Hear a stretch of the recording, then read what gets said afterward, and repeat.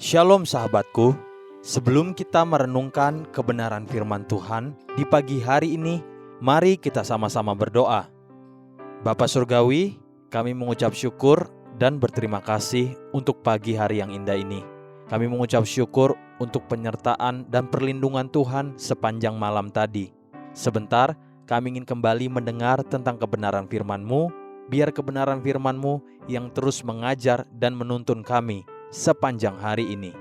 Amin. Pagi hari ini, kita akan merenungkan kebenaran firman-Nya dengan tema, siapa yang akan dibuang? Mari kita buka Alkitab di dalam kitab 1 Samuel pasal 5 ayat yang pertama sampai ayat yang ke-7. Demikian firman Tuhan. Sesudah orang Filistin merampas tabut Allah, maka mereka membawanya dari Ebenezer ke Asdod. Orang Filistin mengambil tabut Allah itu, dibawanya masuk ke kuil Dagon dan diletakkannya di sisi Dagon.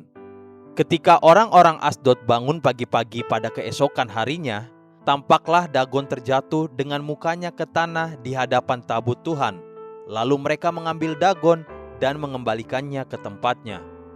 Tetapi ketika keesokan harinya mereka bangun pagi-pagi, tampaklah Dagon terjatuh dengan mukanya ke tanah di hadapan tabut Tuhan.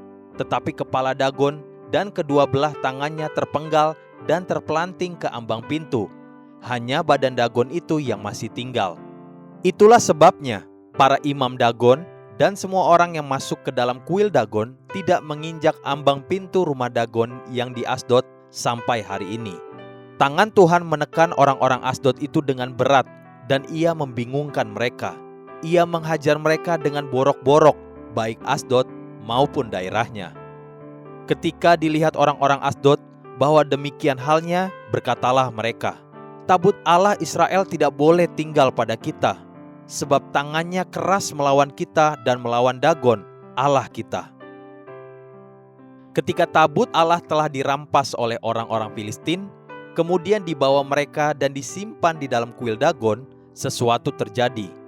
Ketika mereka bangun pagi-pagi pada keesokan harinya, tampaklah Dagon terjatuh dengan mukanya ke tanah di hadapan tabut Tuhan. Hal itu terjadi lagi pada hari berikutnya. Keesokan harinya, mereka bangun pagi-pagi.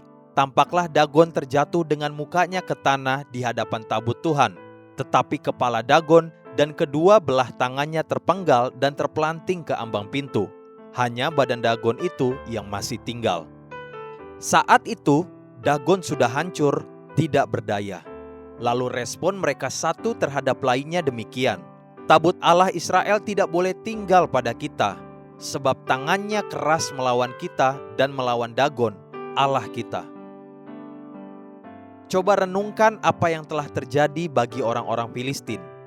Dagon adalah dewa kesuburan yang banyak disembah orang-orang di wilayah Timur Tengah pada zaman-zaman itu.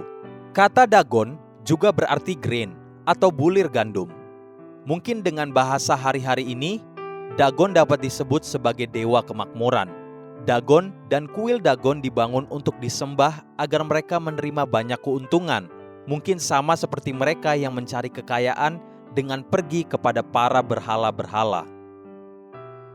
Ketika manusia menajiskan hati nuraninya dan mencari kekayaan dengan menghalalkan segala cara, itulah contoh praktek penyembahan terhadap dewa Dagon hari-hari ini. Lalu mereka mencampur adukannya dengan kekudusan Tuhan.